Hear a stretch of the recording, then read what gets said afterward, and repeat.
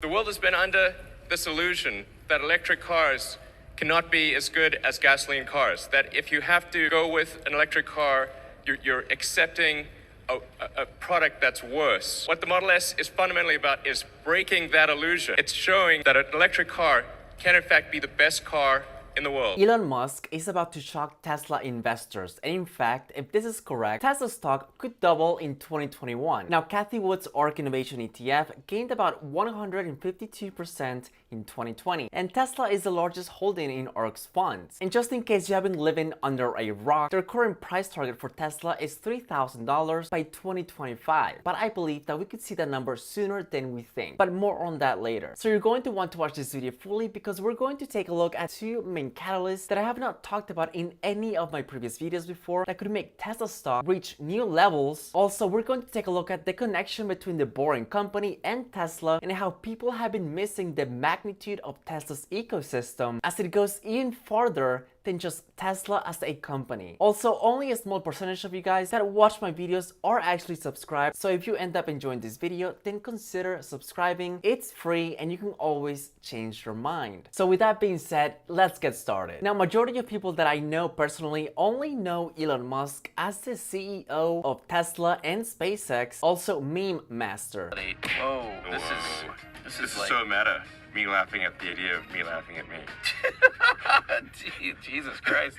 So they might not know how things work with these other companies and how they will each target multi-trillion-dollar markets. You see, the goal of Tesla is to speed up the transition to renewable energy, and the faster Tesla progresses into the future of zero emissions, the better. I mean, the overall aim is, however, to cut emissions through storage of renewable energy from solar roof tiles in batteries to reduce the dependence of fossil fuels. Now, the next crucial task is to build fully autonomous vehicles so that your vehicle can move safer and quicker. Also, so that when you don't have to use your Tesla, it can give you, the owner, and Tesla an extra source of income. I mean, 95% of the time, my car is just parked at home anyway, so if I ever or when I get a Tesla, then that's going to serve as a way for me to make extra income. And this will also change about the way people feel about the possession of a vehicle, which will fit better in a future where most of us don't really own a car, because the fact that we can just order the car we want, whether it's a sedan, a minivan, or a truck, with an app, and the car just arrives without a driver. I mean, like, what? How will personal mobility as a service be cheaper and more convenient? Autonomous taxi networks should offer ride-sharing services for about 35 cents per mile, thanks to much higher utilization rates. This is roughly half of what car owners pay to drive their vehicles today. Thanks to these compelling economics, consumers will likely stop buying personal cars and migrate into the autonomous mobility as a service market. When is the mobility as a service transformation happening? Now. And stick with me here because this is where it all starts to make sense. Because to solve the problem of the soul-destroying traffic, roads must go 3D, which means that either flying cars or tunnels are needed. And unlike flying cars, tunnels are weatherproof, out of sight, and won't fall on your head. A large network of tunnels, many levels deep, would help alleviate congestion in any city. No matter how large a city grows, more levels can always be added, which is where the Boring Company comes into play. Finally, there's something that I think could solve the goddamn traffic problem. Yeah. I mean, you can think of these like they're sort of like wormholes. It's just like you drop down the worm, like you're driving around. Oh, I need to get to the other side of LA or New York, whatever. Drop down the wormhole, pop out the other side, and then you can just drive normally. I mean, I think this is like really a panacea. And this will also fit perfectly with Tesla. I mean, the final idea is to provide an entirely independent vehicle, but also to eliminate road traffic and make it possible for tunnels to carry them more quickly. Now, I know that it may be dangerous to just encourage people to travel 150 miles per hour in a tunnel, so that's where completely autonomous vehicles will come into play. So then we're going to have underground tunnels, vehicle and public transportation systems at higher speeds with shorter travel time, and all of this is going to move traffic off the streets so that we don't go crazy during rush hour. Shocker! Los Angeles once again takes top honors for the most gridlocked city in the world. And now the Las Vegas Convention Center loop, built by the Boring Company, has been completed, and all of this shows the ability of the Boring Company to combat that soul-crushing traffic that we've all experienced at some point. And since the tunnels are short and simple to finish, the Las Vegas Loop Tunnel serves as a good proof of concept for other tunnels in other cities to be developed. And all of this happened even despite the outbreak of the pandemic, and the Boring Company was able to accomplish this in less than 2 years. And all of this combined could even lead to the production of an even higher capacity Tesla, a Tesla bus. Because it's also worth remembering that in 2018, Elon Musk showed us some renderings of what seemed to be a passenger pod with a capacity of 16 people, which could lead to the making of a higher capacity Tesla in the near future. So if you haven't been able to figure it out yet, all of Elon Musk's companies are going to be involved in one another in some way, whether it's with Starlink and the Tesla semis, whether it's the Boring Company and Tesla, or if we end up getting rocket thrusters in the Roadster.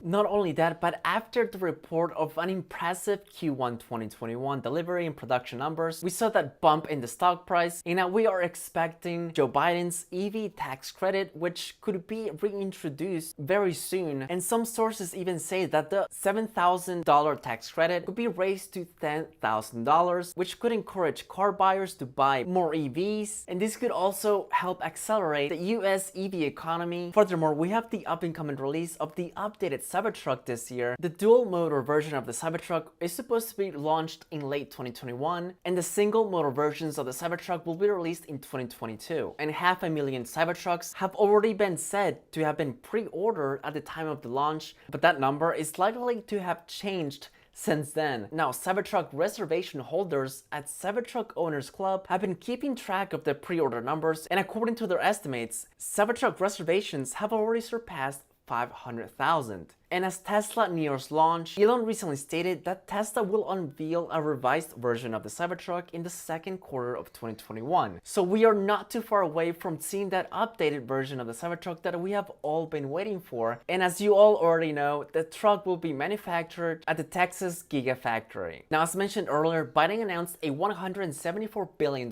aid package that would greatly help the growth of the EV sector and make the production of EVs a lot faster, which would encourage people to purchase EVs at a much faster rate. So at least in my opinion, it's only a matter of time before we are able to more rapidly transition to sustainable energy sources, especially with the way Tesla has been growing in the last couple of months, and especially since they have had the best month ever in China for the month of March. The sales of the Model 3 and the Model Y skyrocketing even despite a global chip shortage. Bush Securities, he joins us now. He upgraded Tesla overnight to a buy from neutral while upping the price target to $1,000 from $950. Dan, good morning. Thanks. Great to be here.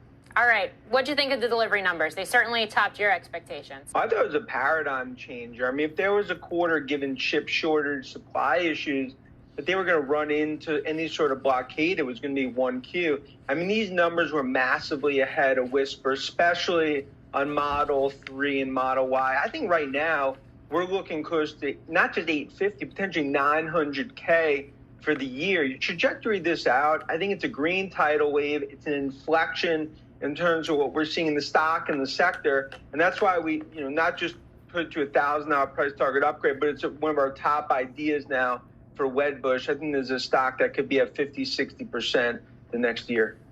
The semiconductor shortage we've been talking about so much, so closely.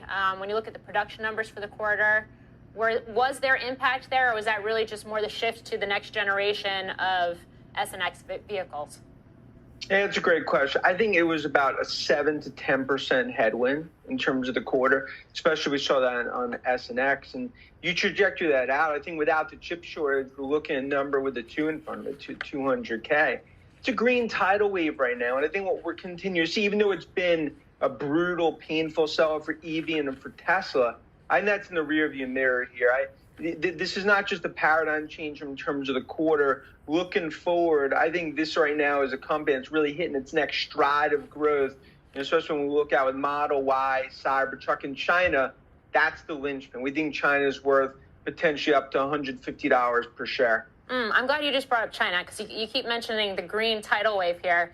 And I think, and maybe this is because I'm sitting here in the U.S., in New Jersey right now, but I keep hearing green tidal wave, and I keep thinking that's a U.S. story. But how much of that is, for Tesla, a China story? And perhaps even more than that, just a sign that as we see the recovery is basically, in many ways, further along there, how does it speak to the strength that we could see here? Yeah, and last week, Biden kicked off the green tidal wave in the U.S., which is obviously lagged behind U.S. and China. You look at China, that's the linchpin to the bull story. I mean, that's 4.5% of automobiles today. We think going to 10% the next 3 years. It's not just going to be Tesla that benefits, NIO, Xpeng, and others. And that's why right now you take a step back, you look at this EV global market. We're just sort of in the first, second inning of this playing out. And that's why I think Tesla continues to sort of lead the charge here. So with improved delivery numbers quarter after quarter, the release of the Cybertruck, Biden's new EV tax credits, and the possibility of seeing that new $25,000 vehicle design towards the end of 2021, all of this makes me super bullish on Tesla. And you guys already know that over 80% of my portfolio is into Tesla, and I do put my money where my mouth is. So let me know down in the comments below if you are ready for the Cybertruck update reveal, and if you enjoyed this video, do not forget to give it a thumbs up and subscribe to stay up to date with more videos. And if you want 2 free stocks, Webull is going to be giving you 2 free stocks if you deposit $100 or more into your account, and one of those stocks could be valued up to $1,800. Also, do not forget to follow me on Instagram. Until next time.